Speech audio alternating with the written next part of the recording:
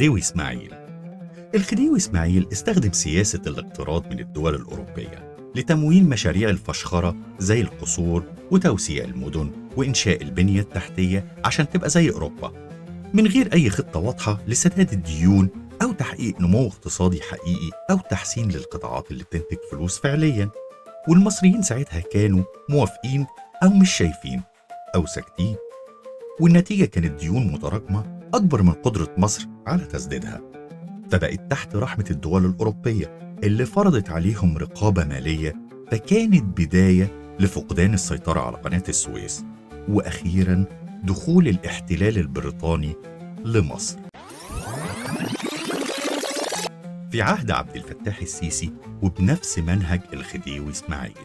استخدم سياسة الاقتراض من صندوق النقد الدولي لتمويل مشاريع شكلية زي العاصمة الإدارية الجديدة وتوسيع قناة السويس وأكبر جامع وأكبر كنيسة وأطول ساري علم،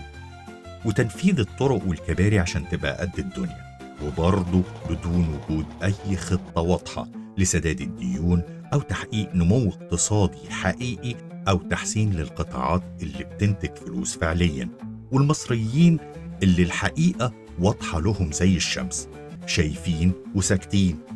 والنتيجة الديون وصلت لمستويات غير مسبوقة والأسعار نار، الناس مش لاقية تاكل حرفياً وبرضه مش قادرين على سداد الديون، فبالتالي بقينا تحت رحمة صندوق النقد الدولي اللي فرض شروط قاسية على الاقتصاد المصري لسداد الديون، ومنها بيع أصول البلد والتقشف في ميزانية التعليم والصحة والدعم اللي كان بيعيش الغلابة مصبورين. السؤال: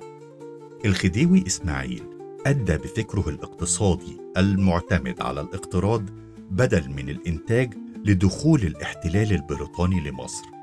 فهل السيسي بفكره اللي ماشي على خطاه بالضبط هيودي في النهاية لدخول الاحتلال الإسرائيلي لمصر؟